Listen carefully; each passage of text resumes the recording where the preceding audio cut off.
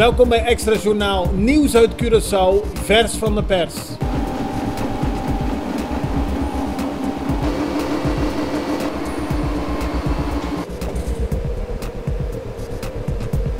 En dit is het nieuws van vandaag.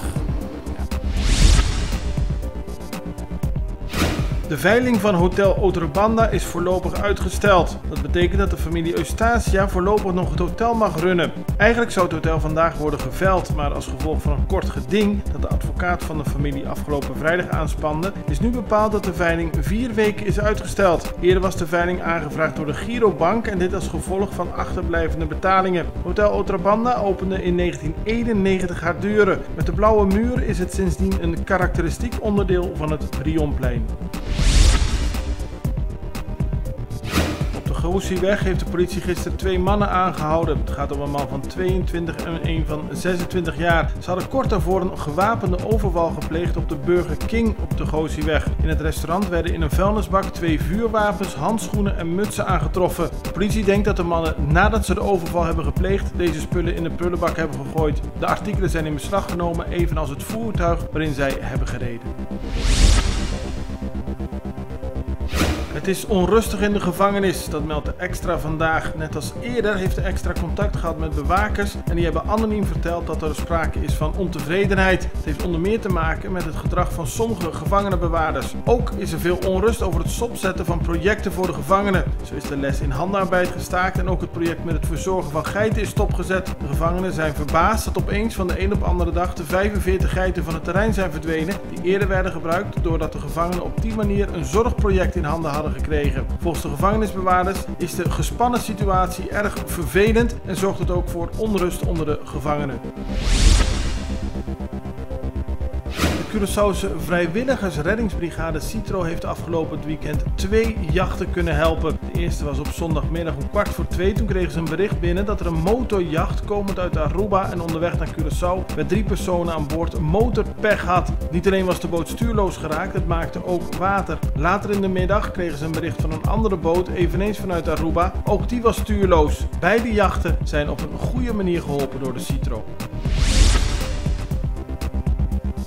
Tijdens een persconferentie werd gisteren de Human Rights Caribbean Foundation aan de pers gepresenteerd. Het is een stichting onder leiding van voorzitter Iteke Witteveen. In het bestuur zitten verder Ul Esseboom, Maite Snijder, Achim Henriques, Juri Arion en Kenneth Dambroek. Aanleiding voor de oprichting van de stichting is de behandeling van Venezolaanse vluchtelingen die een veilig heenkomen op Curaçao, Aruba of Bonaire zoeken. Doel is het toezien op de tenuitvoerlegging van de universele rechten van de mens. Door aandacht te besteden aan vluchtelingen, asielzoekers en migranten en kinderen wil men hulp en bescherming bieden aan iedereen die dat nodig heeft op de eilanden. De Russische en Venezolaanse luchtmacht gaan gezamenlijke militaire oefeningen uitvoeren om de verdediging van het Zuid-Amerikaanse land te versterken. Dat heeft de Venezolaanse minister van Defensie Vladimir Padrino López gezegd. De verklaringen van Padrino López vielen samen met de komst van een 100-tal Russische piloten en andere manschappen die aan boord van verschillende legervliegtuigen, waaronder 2 bommenwerpers, in Caracas toekwamen. Het is onduidelijk hoe lang de Russen in Venezuela zullen blijven. De minister gaf ook geen verdere details over de geplande oefeningen. In de afgelopen jaren heeft Venezuela miljoenen dollars aan militair materieel van Rusland gekocht.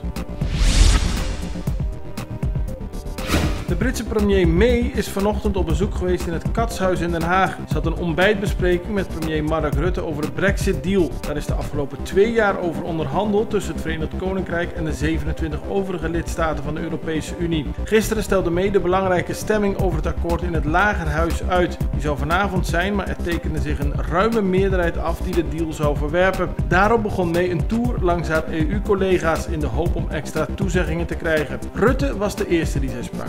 Dit was Extra Journaal met nieuws uit Curaçao in het Nederlands elke doordeweekse dag. Tot de volgende keer.